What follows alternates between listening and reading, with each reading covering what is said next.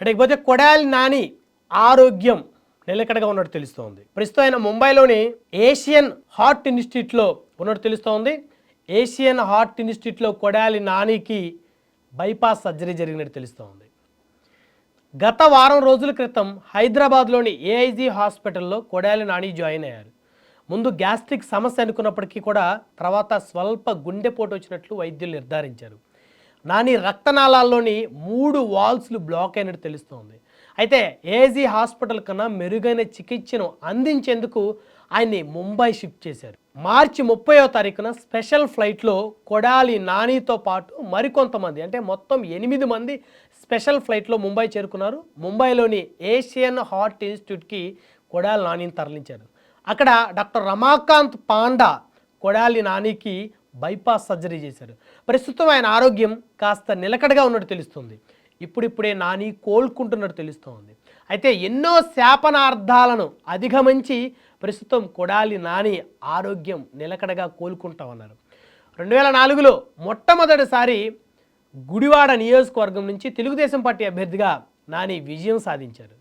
2009లో మళ్ళీ తెలుగుదేశం అభ్యర్థిగా నాని రెండవసారి గెలిచి అసెంబ్లీలో అడుగుపెట్టారు. అయితే ఎన్టీఆర్ కుటుంబ సభ్యుల సహకారంతోనే ఆనాడు కొడాలి నాని తెలుగుదేశం పార్టీలో టికెట్ తెచ్చుకోగలిగారు, ఎమ్మెల్యేగా గెలవగలిగారు. దివంగత నందమూరి హరికృష్ణ పూర్తి స్థాయి మద్దతు అప్పట్లో కొడాలి నానికి ఉండటంతో ఆయన తెలుగుదేశం పార్టీలో రాష్ట్ర స్థాయి నేతకు ఎదిగారు. అనూహ్య రీతిలో 2012లో వైఎస్ఆర్ కాంగ్రెస్ పార్టీలో కొడాలి నాని చేరారు. 2014లో వైఎస్ఆర్ కాంగ్రెస్ పార్టీ తరఫున పోటీ చేసి గుడివాడ నియోజకవర్గం నుంచి 3వసారి అసెంబ్లీలో అడుగుపెట్టారు. 2019 ఎన్నికల్లో వైఎస్ఆర్ కాంగ్రెస్ పార్టీ నుంచి పోటీ చేసి 4వసారి గుడివాడ నుంచి ఎమ్మెల్యేగా అసెంబ్లీలో అడుగుపెట్టారు.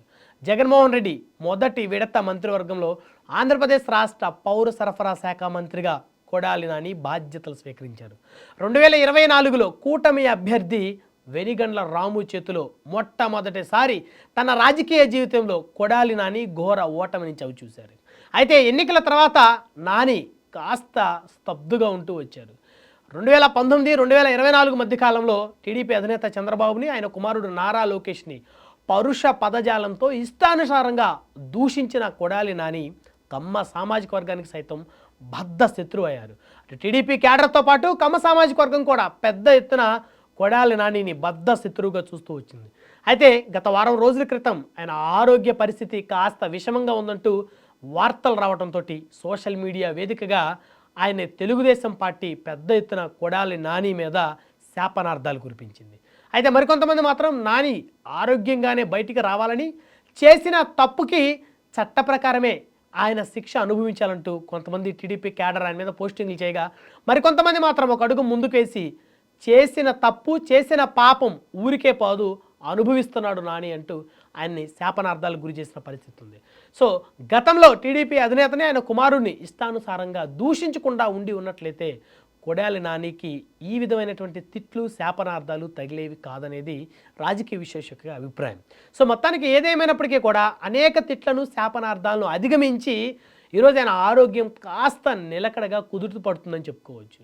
మొత్తానికి ముంబై హాస్పిటల్లో నాని ఆరోగ్యం నిలకడగా ఉన్నట్టు తెలుస్తోంది.